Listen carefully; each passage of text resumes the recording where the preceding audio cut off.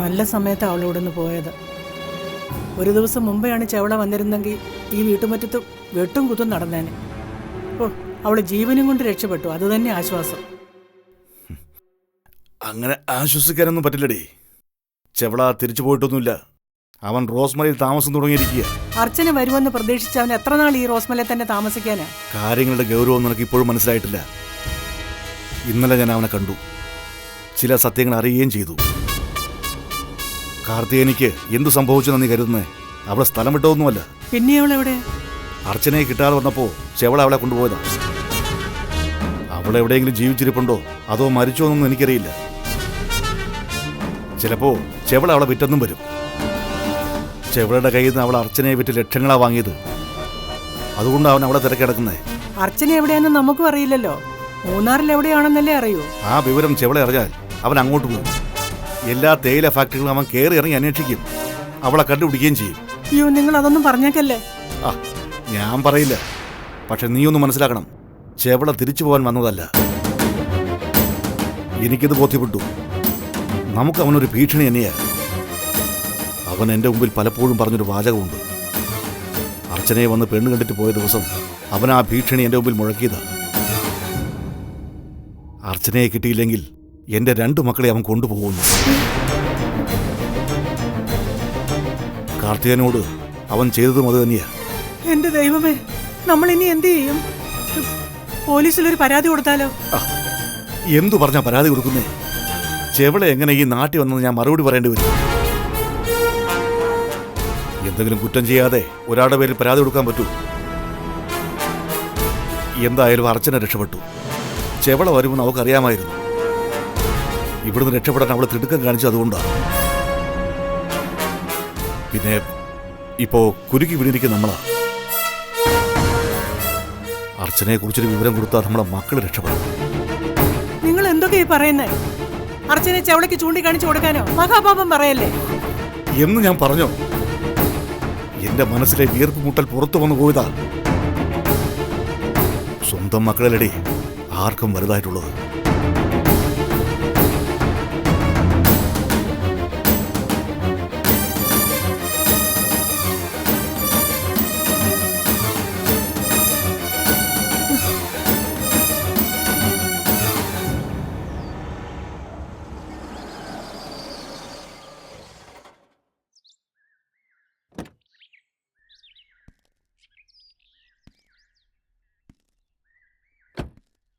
ആ, ഫൈസിയോ, കയറി വാ.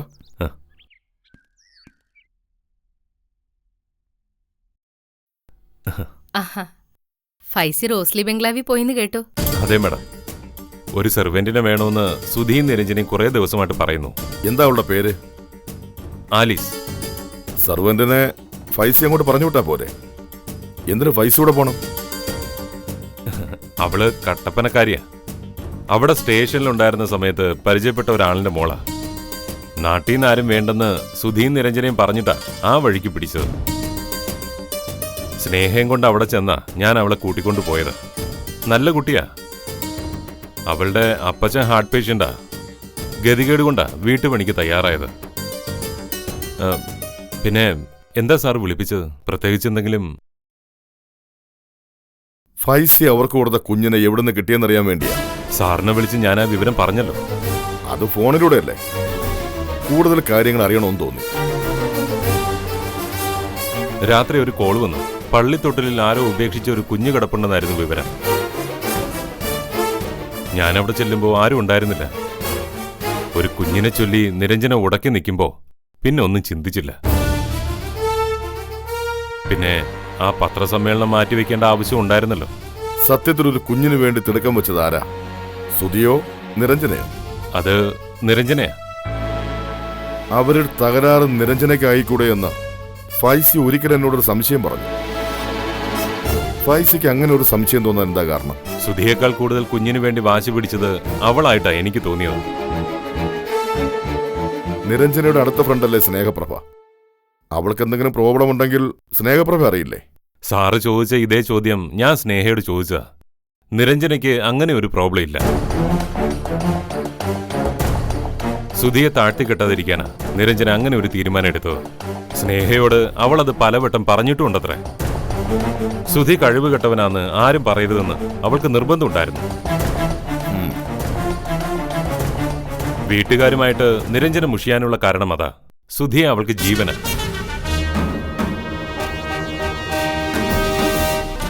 സുധിക്ക് ഇക്കാര്യത്തിൽ നിശബ്ദനാവാനേ കഴിയൂ. എന്നാൽ കാര്യങ്ങൾ ഫൈസി വിശ്വസിച്ചിരിക്കുന്ന പോലെയൊന്നും അല്ല. അവർക്ക് രണ്ടുപേർക്കും ഒരു പ്രോബ്ലവും ഇല്ല.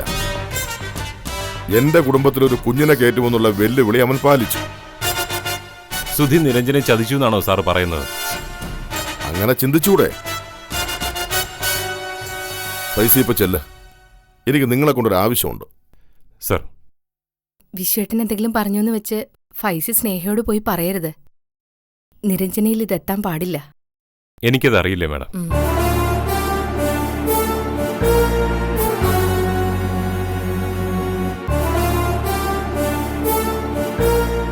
ഇത്രയ്ക്ക് തുറന്നടിക്കാൻ പാടില്ലായിരുന്നു. സ്നേഹയോട് അയാളത് പറയാതിരിക്കില്ല. അത് മനസ്സിലാക്കി തന്നെയാ ഞാനൊരു സൂചന കൊടുത്തത്. അതറിഞ്ഞ് അവൾ ആ കുഞ്ഞിനെ കൈയൊഴിയാൻ തയ്യാറായാൽ അതൊരു നല്ല കാര്യമല്ലേ?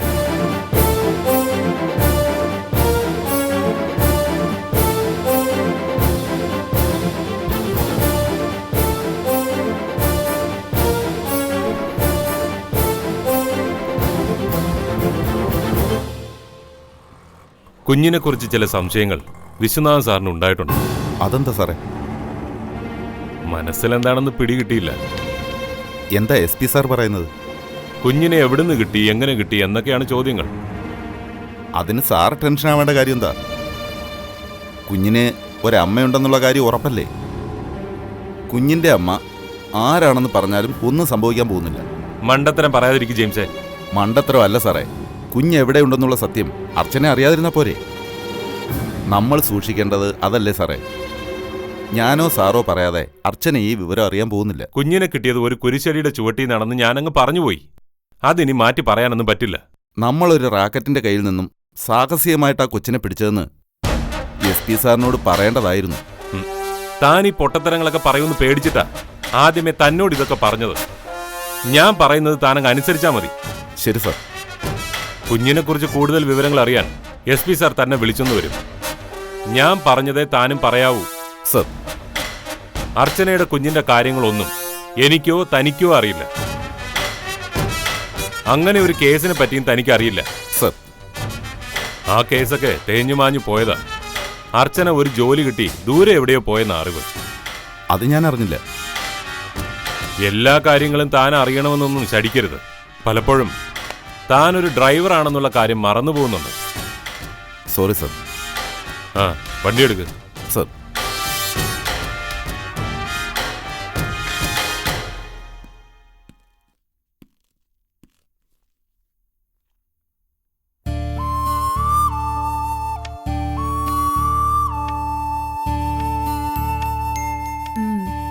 അഴകേഷ് മാർക്കറ്റിൽ നിന്ന് വന്നോ? വന്നു. ചിക്കൻ വാങ്ങിക്കൊണ്ട് വന്നിട്ടുണ്ട്. നോൺ വെജ് ആലീസിന് നന്നായി പ്രിപ്പയർ ചെയ്യാൻ അറിയില്ലേ? ശ്രമിച്ചു നോക്കാം മാഡം. ആലീസിനെ കൊണ്ട് കഴിയാത്തതായി എന്താ ഉള്ളത്? ഒന്നും അറിയില്ല എന്ന് പറയില്ലല്ലോ. മാഡത്തിന്റെ വീട് തിരുവനന്തപുരത്തല്ലേ? അതെ. തിരുവനന്തപുരത്ത് വന്നിട്ടുണ്ടോ? ഇല്ല. ആലീസിന്റെ അനിയത്തി ഏത് ക്ലാസ്സിലെന്നാ പറഞ്ഞേ? അവള് +2 കഴിഞ്ഞ് നിൽക്കുന്നു. ഓ, പിന്നെന്താ പഠിക്കാൻ വിടാത്തെ? അത് പിന്നെ ബുദ്ധിമുട്ട് തന്നെയാ കാരണം. ആളെങ്ങനെ പഠിക്കാൻ പിടിക്കുകയാണോ? അപ്പച്ചന്റെ അസുഖവും പഠിപ്പും ഒന്നിച്ചു കൊണ്ടുപോകാൻ പറ്റാതെയായി. വരുന്ന വർഷം അവളെ ഏതെങ്കിലും നല്ലൊരു കോഴ്സിന് ചേർക്ക്. സാമ്പത്തികം ഒന്നും ആലീസ് നോക്കണ്ട. ആ, പിന്നെ കട്ടപ്പനയിൽ എവിടാന്ന് പറഞ്ഞേ? അത് ചിന്നാറ്. ഓ, സുധീഷ് എന്നാ എന്റെ ഹസ്ബൻഡിന്റെ പേര്. സുധി ബാങ്ക് ഉദ്യോഗസ്ഥനാ. SP വിശ്വനാഥനാ സുധിയുടെ അച്ഛൻ. സുധിയുടെ അമ്മയ്ക്ക് കളക്ടറേറ്റിലാ ജോലി. ജയന്തി എന്ന അമ്മയുടെ പേര്. എന്റെ അച്ഛൻ ജഡ്ജാ, അമ്മ ഹൗസ് വൈഫും. അമ്മ ജോലി റിസൈൻ ചെയ്തതാ. അല്ല, സുധി സാർ എന്താ സിംഗപ്പൂരിലേക്ക് പോയത്? അത് സുധിയുടെ ഒരു ഫ്രണ്ട് സിംഗപ്പൂരിലാ. പുള്ളിക്കാരൻ നാട്ടിൽ വരുമ്പോഴൊക്കെ സുധിയെ ക്ഷണിക്കാറുണ്ട്. അങ്ങനെ ഒരു വിസിറ്റിംഗ് വിസയിൽ പോയതാ. അപ്പോ വിസിറ്റിംഗ് വിസയിലാണേ സാർ ഉടനെ വരില്ലേ? അതവിടെ ചെന്നുള്ള സാഹചര്യം പോലെ ഇരിക്കും. സ്ഥലം ഇഷ്ടമായ സുധി അവിടെ ഒരു ജോലിക്ക് ശ്രമിച്ചെന്നും വരും. ഞങ്ങളെയും കൊണ്ടുപോകും. അല്ല, പോവാൻ മാഡം തീരുമാനിച്ചോ? അങ്ങനെ തീരുമാനമൊന്നും ആയില്ല. എനിക്ക് നാട്ടിൽ വക്കീൽ പണി ചെയ്തു കഴിയാനാ ഇഷ്ടം. ആ ആന്റിക്ക് ഇവിടെ ഏതൊക്കെയോ ഫ്രണ്ട്സ് ഉണ്ട്. പുറത്തു പോകുന്ന കാര്യമൊക്കെ പറഞ്ഞിരുന്നു. ഞാനൊന്ന് നോക്കിയിട്ട് വരാം. ആ ആലീസിന്റെ ചിക്കൻ പെരട്ട് എനിക്കൊന്ന് കാണണം.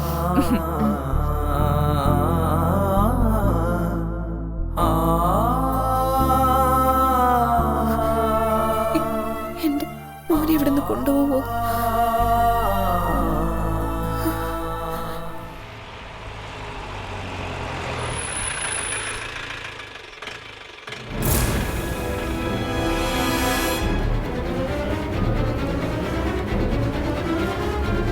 ആര്? രാജപ്പനില്ലേ? ആ മോളകത്ത് പോ. മനസ്സിലായില്ല. SP വിശ്വനാഥൻ സാറാ എന്നെ ഇങ്ങോട്ട് അയച്ചത്. ഈ വീടും പറമ്പും കൂടി എത്ര സെന്റാ? അതെന്തിനാ നിങ്ങൾ അന്വേഷിക്കുന്നേ? സാറിത് എനിക്ക് എഴുതി തരാമെന്ന് പറഞ്ഞു. 10-20 വർഷമായിട്ട് ഞാൻ സാറിന്റെ വിശ്വസ്തനായി കൂടെയുണ്ട്. എൻ്റെ പേരിലുള്ള വീടും പറമ്പും വിശ്വനാഥ് സാർ അങ്ങനെ നിങ്ങളുടെ പേര് എഴുതിരുന്നേ? എന്നാ ഒന്ന് കാണുമല്ലോ. ഞാൻ എന്തിനാ നിങ്ങളോട് തർക്കിക്കുന്നേ?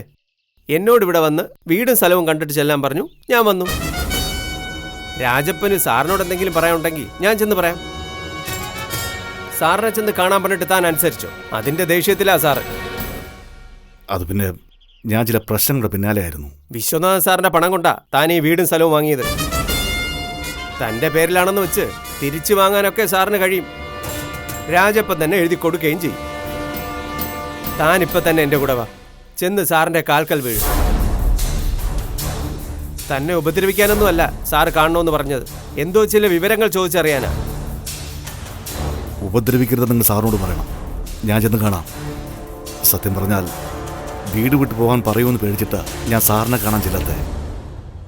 നിങ്ങൾ ഒഴിഞ്ഞു മാറിയിട്ട് കാര്യമില്ല രാജപ്പ. എൻ്റെ കൂടെ വരുന്നതാ നല്ലത്. കൂടെ വിളിക്കുന്നത് ചതിക്കാനാണെന്ന പേടിയുണ്ടെങ്കിൽ വരണ്ട. താൻ ഇന്ന് ഏത് നേരത്തെങ്കിലും വിശ്വനാഥൻ സാറിനെ ചെന്ന് കണ്ട വീടും സ്ഥലവും നഷ്ടപ്പെടാതെ നോക്കാം. ഞാൻ പോവാ.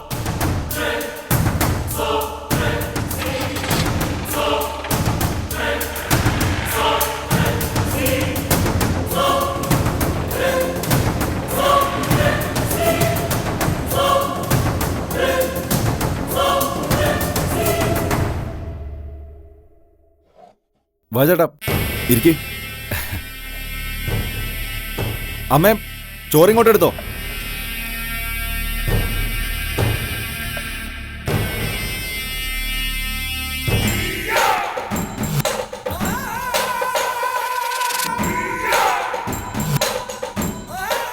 മതി.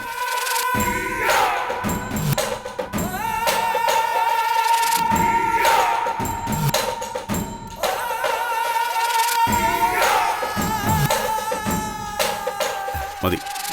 എങ്ങനെയുണ്ട് ചേട്ടാ നമ്മുടെ നാടൊക്കെ? അതെന്ത് ചോദ്യാ മോനെ? എനിക്കങ്ങ് വളരെ ബോധിച്ചു. എനിക്ക് ബോറാ ചേട്ടാ. അത് നീ ഇവിടെ കിടന്നിട്ടാ. സിറ്റിയിൽ വന്ന് 1 മാസം താമസിച്ചാലേ ഈ നാടിന്റെ സുഖം മനസ്സിലാവും. കുറെ കഴിയുമ്പോൾ ചേട്ടനും മടുക്കും. ഇതെങ്ങനെ മടുക്കുന്ന നാടല്ല. നിങ്ങൾ എന്തിനാ ഇവിടെ വന്ന് താമസിക്കുന്നത്? സജിയത് അമ്മയോട് പറഞ്ഞില്ലേ? ഇല്ല. ആ, ഞാൻ രായപ്പന്റെ മൂത്ത മോളെ കെട്ടാമെന്നാ. ഞങ്ങളുടെ കെട്ടൊക്കെ പണ്ടേ ഉറപ്പിച്ചതാ. ആരെ? അർച്ചനയോ? അതെ, കെട്ടുടനെ ഉണ്ടാവും. അല്ല, ചേട്ടൻ പോയിട്ട് കുറെ വർഷമായോ? 3 വർഷമായി. ഈ ഗൾഫുകാരിങ്ങനെ പണം മാത്രം മതി, വീട്ടിലുള്ളവരൊന്നും തിരിഞ്ഞു നോക്കില്ല. നിന്റെ അമ്മയുടെ മുഖം കണ്ട അറിയാം അതിന്റെ വിഷമം. ഇതെന്താ നാവിൽ വെച്ച് കൂട്ടാൻ കൊള്ളില്ലല്ലോ. ചിക്കൻ വാങ്ങിച്ചു വെക്കാൻ ഞാൻ പറഞ്ഞതല്ലേ. ചേട്ടൻ ഊണ് കഴിക്കാൻ വരുന്ന കാര്യവും ഞാൻ പറഞ്ഞതാ. എന്നെ കൊണ്ട് ഇതൊക്കെ പറ്റും. വേണമെങ്കിൽ തിന്നിച്ചു പോ. എന്റെ ഗസ്റ്റാ രാഘവൻ ചേട്ടൻ. ക്ഷണിച്ചു വരുത്തി അപമാനിക്കുന്നു. നീ ഇരിക്കടാ മോനെ. ഇതിനൊക്കെ അമ്മയോട് ചൂടാവരുത്. ഇവിടെ കുറച്ച് സാമ്പത്തിക പ്രശ്നമുണ്ട് ചേട്ടാ. അച്ഛനിപ്പോ കാശൊന്നും അയക്കുന്നില്ല. ഇവിടുന്ന് എങ്ങോട്ടെങ്കിലും പോയാലോ എന്ന് ഞാൻ ആലോചിക്കുന്നത് അതുകൊണ്ടാ. മുംബൈയിലേക്കൊരു ഫ്രണ്ട് വിളിച്ചതാ, പക്ഷെ പിന്നെ അവൻ്റെ വിവരമൊന്നുമില്ല. അപ്പോൾ അച്ഛൻ കാശ് അയക്കാറില്ലേ? ഇല്ല, സത്യം പറഞ്ഞാൽ അച്ഛനെ പറ്റിയൊരു വിവരവുമില്ല. എന്നാ സംഗതി മറ്റു തന്നെ. കാശ് വേറെ വഴിക്ക് പോകുന്നുണ്ടാവും. നീയേ എൻ്റെ കൂടെ കോയമ്പത്തൂർ വാ. മാസം 1 ലക്ഷം രൂപ സാലറി കിട്ടുന്ന ജോലി ഞാൻ വാങ്ങിച്ചു തരാം. സത്യമാണോ ചേട്ടൻ പറയുന്നത്? അതെ, വിയർപ്പൊഴുക്കാതെ കാശുണ്ടാക്കാം. അവിടെ കാലുറപ്പിച്ചാ നിനക്ക് അമ്മയും കൊണ്ടുപോവാം. ഞാനില്ലേ അവിടെ. ഈ നാട്ടിൽ കിടന്ന ഞാൻ നശിച്ചു പോകത്തേ ഉള്ളൂ. എനിക്ക് കാശുണ്ടാക്കണം ചേട്ടാ. ഡാ, ഈ മനസ്സ് മാത്രം മതി കോടീശ്വരനാവാൻ.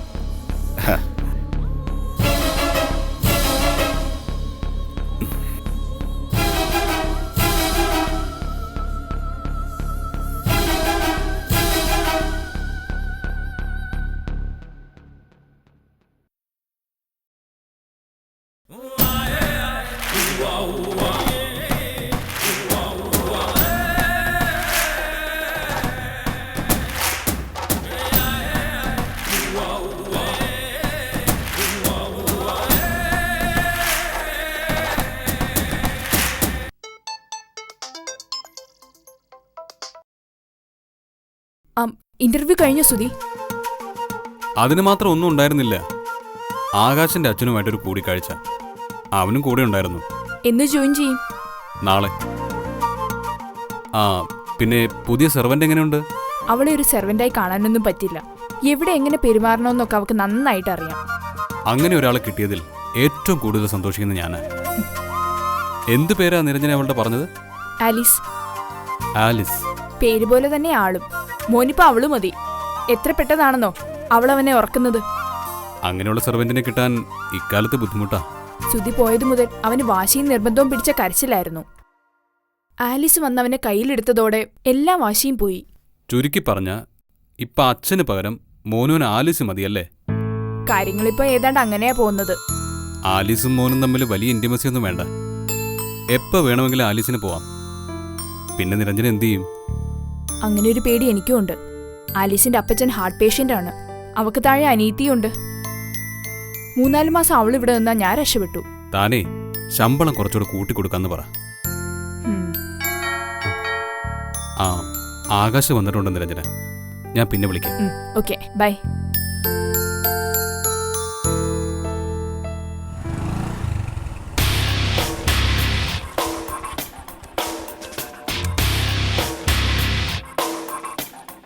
വരുന്ന വഴിക്കേ ചേട്ടനെ എല്ലാവരും നോക്കുന്നുണ്ടായിരുന്നു. മുടിഞ്ഞ ലുക്കാ ചേട്ടന്. കുറച്ച് മുമ്പേ ചേട്ടൻ ഇങ്ങോട്ട് വരേണ്ടതായിരുന്നു. എൻ്റെ ഫ്രണ്ട്സൊക്കെ ഇപ്പൊ ചേട്ടൻ്റെ ഫാൻസാ. ചെവള ഫാൻസ്. നിനക്ക് എന്നെ പറ്റി ഒന്നും അറിയില്ല. വാ.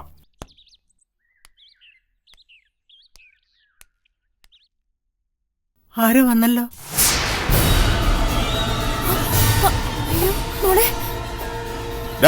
സജി കേറി വാടാ. എന്ത് തോന്നിയാ സീ കാണിക്കുന്നേ? ആരോട് വെച്ചിട്ട് അതിനകത്ത് കയറിയത്? അതിനുള്ള ബന്ധം നിങ്ങളുടെ ഭർത്താവ് ഉണ്ടാക്കി വെച്ചിട്ടുണ്ട്.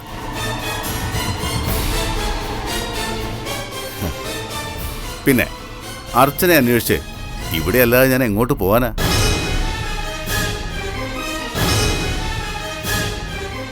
നിങ്ങൾ ഈ വീട്ടിൽ നിന്ന് അവളെ പറഞ്ഞു വിട്ടത് മുതൽ പ്രസവം വരെ അവള് ജീവിച്ചത് എന്റെ പണം കൊണ്ടാ. രായപ്പൻ നയാ പൈസ കാർത്തിയാനിക്ക് കൊടുത്തിട്ടില്ല.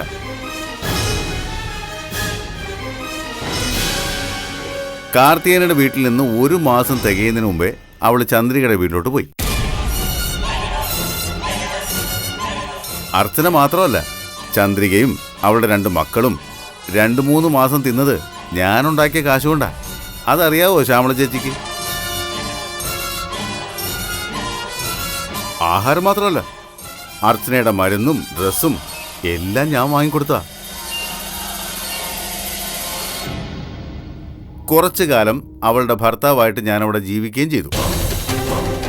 ഞാൻ ഈ പറയുന്നതിൽ എന്തെങ്കിലും സംശയം ഉണ്ടെങ്കിൽ നിങ്ങൾ ചന്ദ്രികയുടെ നാട്ടിൽ ചെന്ന് അന്വേഷിക്കേ. അവർ പറയും അർച്ചനയുടെ ഭർത്താവ് ആരാന്ന്. നിങ്ങൾ അത് ഇവിടെ വന്ന് പറയേണ്ട കാര്യമൊന്നുമില്ല. ചേച്ചി എവിടെയാന്ന് ഞങ്ങൾക്ക് അറിയില്ല. നിനക്കൊന്നും അറിയില്ല. പാവം അല്ലടാ സജി? പഞ്ചപാവം. ഇവളെന്റെ വീട്ടിൽ നിന്ന് അടിച്ചു മാറ്റിയ 2 മൊബൈൽ ഫോണ് ഈ അമ്മയാ തിരിച്ചു തന്നത്. നിന്റെ ചരിത്രമൊക്കെ എനിക്കറിയാടി മോളെ. ഈ പാവം പയ്യന്റെ കയ്യിൽ നിന്ന് നീ പിടിഞ്ഞതേ ചില്ലറയൊന്നും അല്ല. ഇനി അതൊന്നും പറഞ്ഞിട്ട് കാര്യമില്ല ചേട്ടാ. ഞാനത് നഷ്ടമായിട്ട് കാണുന്നുമില്ല. ചേട്ടനാ വീഡിയോ കണ്ടതല്ലേ?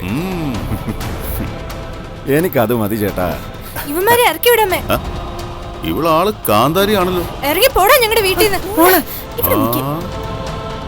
ഇവള് കൊള്ളാലോടാ. ഇവിടെ ബഹളം വെച്ച് ആളെ കൂട്ടുണ്ടെങ്കിൽ ഇറങ്ങിപ്പോക്കോ. എന്നാ വിളിക്ക്. വരുന്നവരോടെല്ലാം ഞാനങ്ങ് വിളിച്ച് പറഞ്ഞേക്കാം. ഇതുവരെ നിങ്ങളോട് ഞാൻ മാന്യമായിട്ട് പെരുമാറി. ഞാൻ ഇനി ഈ നാട്ടിൽ നിന്നാ എൻ്റെ സ്വഭാവം മാറും. അത് ഓർമ്മിച്ച് വെച്ചാൽ നിങ്ങൾക്ക് കൊള്ളാം. അർച്ചന എവിടെ ഉണ്ടെന്ന് മാത്രം നിങ്ങൾ പറഞ്ഞാൽ മതി. ഞങ്ങളോടൊന്നും പറയാതെ അവള് പോയത്. നീ ഇവിടെ വന്ന് ബഹളം വെച്ചിട്ട് ഒരു കാര്യവുമില്ല. അറിയാത്ത കാര്യങ്ങൾ ഞങ്ങൾ എങ്ങനെ പറയും? ഇപ്പൊ പറയാത്ത പല കാര്യങ്ങളും നിങ്ങൾ പറയും. ഞാൻ ചോദിക്കാതെ തന്നെ പറയും.